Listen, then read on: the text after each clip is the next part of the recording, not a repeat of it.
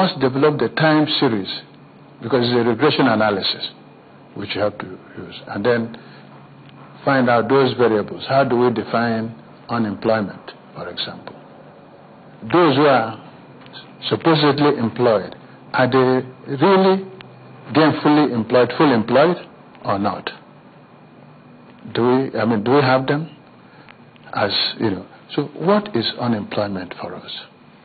And the GDP also, the National Bureau of Statistics has been trying to refine our statistics on the GDP. So, for me, Okun's law is there. For an economy must reach a level of sophistication to really start those things.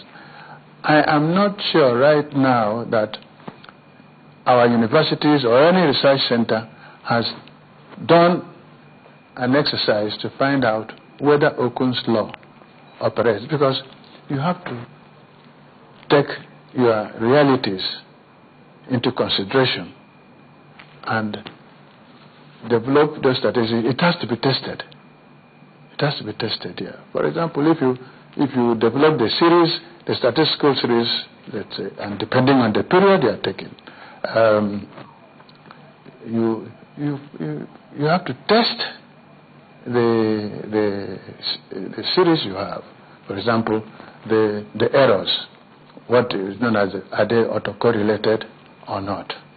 And before you now say, okay, I have clean data to try this, and then there are various variants of Okun's law. But clearly, unemployment is a problem. How do we tackle it?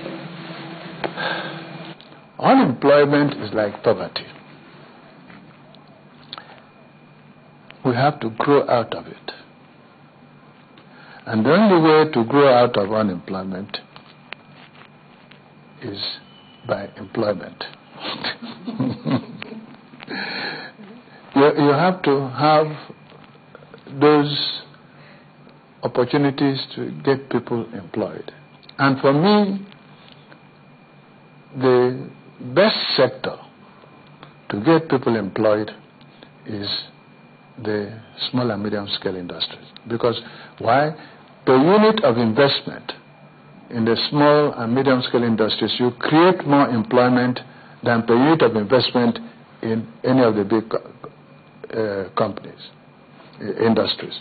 And secondly, if you remember what I asked you, I said, how many of the unemployed people are employable? Somebody who goes and studies Egyptology or anthropology has a limited scope of gaining employment in this country. For anthropologists, you will be looking at the educational institutions and research. And, because there are no vocational education where people, and advice, people just go for the easy way out in trying to select what they are going to study in the universities. What about the skills? Skill acquisition. Before, we used to have federal government training centers, institutes where you learn carpentry, we must not all be white-collar workers. So let's create more skill acquisition centers.